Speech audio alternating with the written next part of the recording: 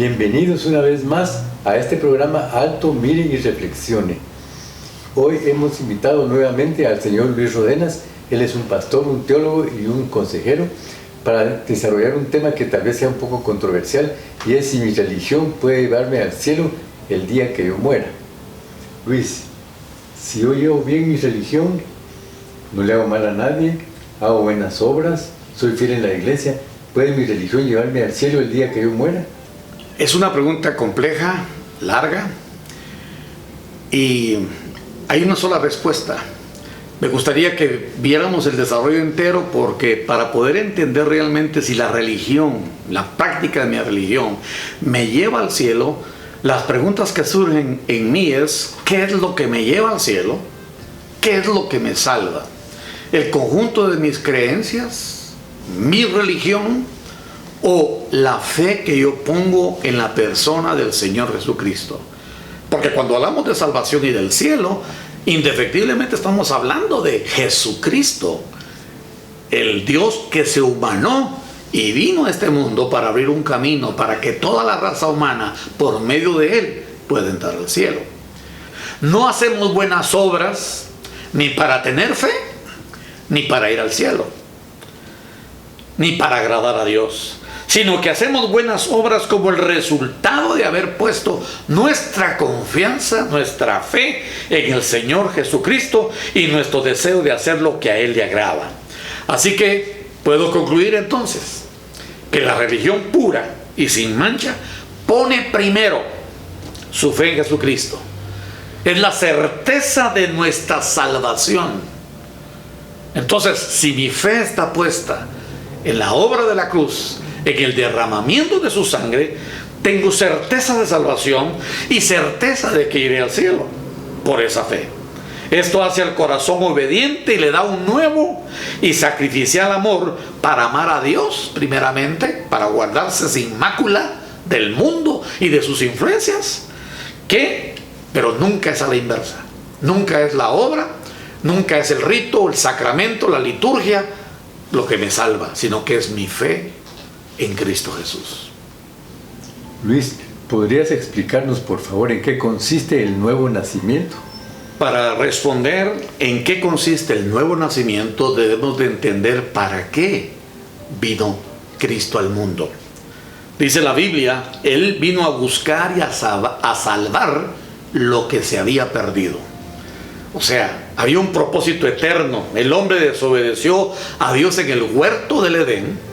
El hombre cometió pecado y ese pecado causó división, separación entre el Dios Santo y el hombre pecador. El hombre necesitaba ahora un Salvador. Por eso el nombre que el ángel le dio a María del bebé que iba a dar a luz iba a llamar Jesús, porque su nombre significa Él salvará a su pueblo de sus pecados. Él, en la Biblia, Dios desde el principio ha enseñado, desde el Génesis hasta el Apocalipsis, que Dios vendría, enviaría un cordero que iba a ponerle fin al pecado del hombre. Era una deuda infinita, imposible de pagar, mas Cristo en su infinito amor, por el precio infinito de su sangre, pagó el rescate. Él fue a la cruz para satisfacer la justicia de Dios, porque la paga del pecado es muerte. Quiere decir que para que fuera satisfecha la justicia de Dios, tenía alguien inocente, alguien sin culpa, morir y pagar por ese pecado. Por eso vino Cristo, el Dios encarnado. Es el misterio de la piedad, que Dios se humanó para meterse en la raza humana, para meterse en ese linaje humano y así salvar al hombre de su condición. Él vino en propiciación por nuestros pecados. Cristo resucitó y por medio de su sangre abrió a la humanidad un acceso libre a la presencia del Padre, sin intermediarios y obras, méritos, para el perdón de los pecados. Es allí, por medio del arrepentimiento, cuando el hombre viene a Dios humillado, cuando el Espíritu Santo trabaja en el corazón humano y lo trae convicto de su condición. Es cuando el hombre está preparado para experimentar el milagro más glorioso, más grandioso, que es nacer de nuevo. Es la obra del Espíritu Santo en el corazón humano, arrepentido, dándole vida nueva y haciéndolo hijo de Dios. Escuche esto, porque usualmente cuando nos preguntan, ¿es usted hijo de Dios? Usualmente todo el mundo dice, sí, yo soy hijo de Dios. La pregunta es, ¿nacemos hijos de Dios o nos hacen hijos de Dios? La respuesta, según la Biblia, es que no nacemos hijos de Dios, nacemos en pecado. Pero cuando venimos a Cristo arrepentidos, traídos convictos por nuestra condición, su Espíritu Santo obra en nosotros y nos engendra, nos da su vida, y es lo que nos hace hijos de Dios. Este milagro espiritual es ilustrado en el nacimiento de Jesucristo en el vientre de María. ¿Cómo se dio eso? En Mateo 1:18 dice, el nacimiento de Jesucristo fue así: se halló que había concebido del Espíritu Santo. Amigo, familia que me escucha, el único que puede engendrar la vida de Cristo, como lo hizo en el vientre de María y como lo sigue haciendo en el corazón de cada persona, es el Espíritu Santo. Eso es lo que sucede cuando uno nace de nuevo. El Espíritu Santo viene sobre el corazón y engendra la vida de Dios. Dios mismo, por el Espíritu Santo, engendró su primogénito. Y así en cada hijo de Dios que nace de nuevo, cuando el Espíritu Santo lo convence de pecado. Entendemos que esto es algo difícil muchas veces de asimilar. Nicodemo, en Juan 3, un religioso, un hombre educado, un académico, un maestro de religión, que reconoció que Dios estaba con Jesús por las obras que hacía. Cuando Jesús le respondió, él fue al grano y le dio la radiografía de su condición, no solo de Nicodemo en ese momento, sino que es la radiografía del hombre en general, de todos nosotros. ¿Qué fue lo que Cristo le contestó? ¿Qué es lo que Jesús le dijo? Él fue al grano y le dijo, el hombre nace dañado en pecado. No es asunto externo, sino es algo de adentro, del corazón.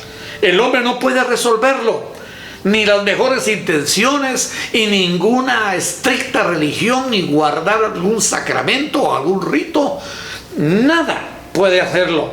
Tiene que ser engendrado otra vez. Si no naces de nuevo, no solo no puedes ver su reino, sino que no puedes tampoco entrar. No puedo hacerme de nuevo solo. Nadie puede nacer de nuevo solo.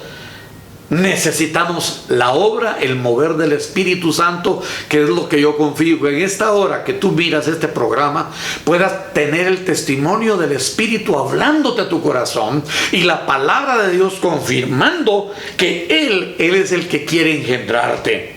Así que ni siquiera la fe en sí es la que nos salva, sino es el objeto de nuestra fe, es la persona de Jesús lo que me da el milagro del nuevo nacimiento. Y los únicos dos requisitos que Jesús puso fue los que le reciben. Tú tienes que recibir la invitación de venir a Jesús arrepentido y responder, decir sí. Es una decisión de tu voluntad. Y segundo, tienes que creer en su nombre. Su nombre es la persona, lo que Él hizo. Poner su confianza en los méritos de Cristo, no en tu religión, no en tu creencia, no en tu práctica religiosa, sino en la obra del Señor Jesucristo. Esa fe sencilla obra una acción y es la que nos da la salvación.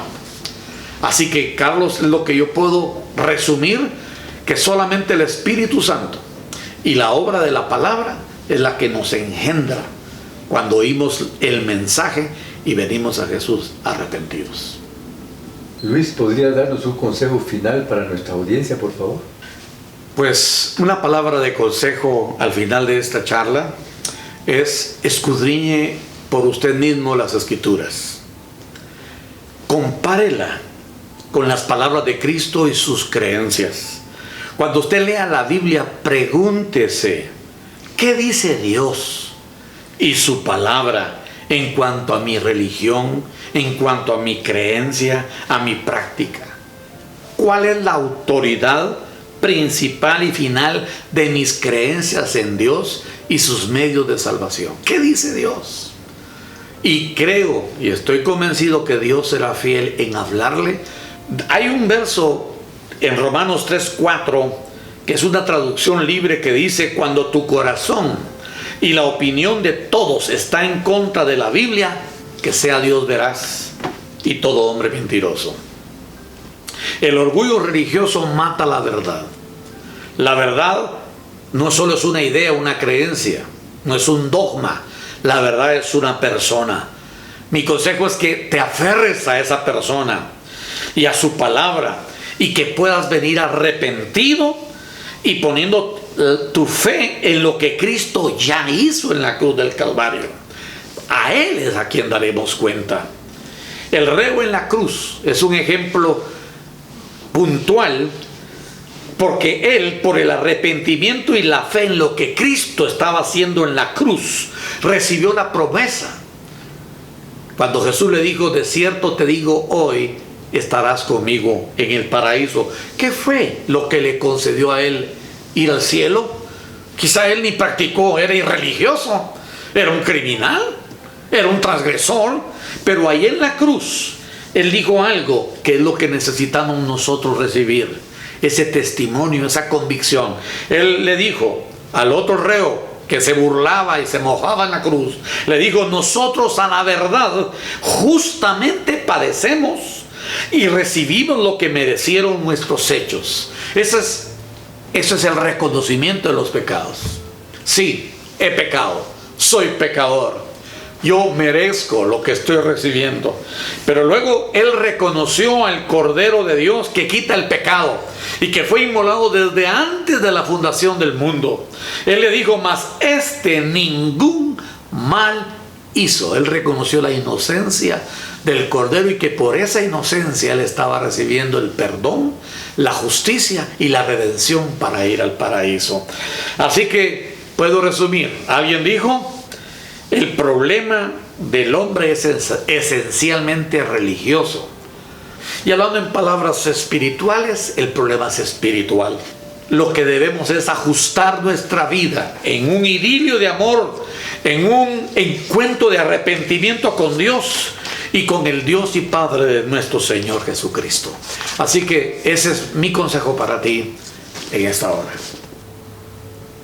Es interesante saber que, como ya escuchamos, ninguna religión tradicional puede llevarnos al cielo, sino únicamente, como dijo el pastor Luis Rodenas, a través del nuevo nacimiento es que nuestro nombre va a ser inscrito en el libro de la vida, según dice el libro de Apocalipsis.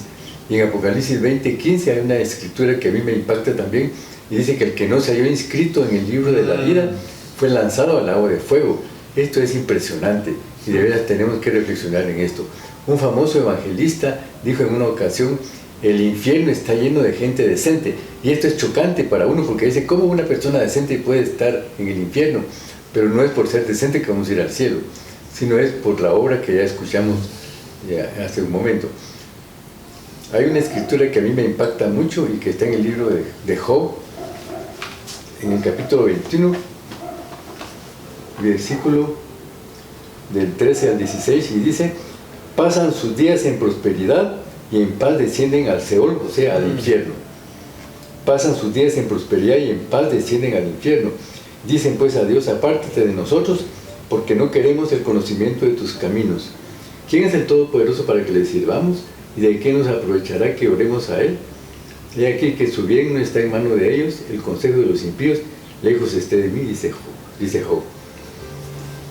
Amigo o amiga que nos escuche, crea a la palabra de Dios, que es infalible. Y por favor reflexione en esto, porque está de por medio su vida eterna. Esto es muy delicado. Yo le invito a que usted le pida, que se arrepiente y que le pida a Jesucristo que entre en su corazón para que su nombre sea inscrito en el libro de la vida y usted pueda tener la vida eterna. Y sepa que si usted cambia, otros cambiarán.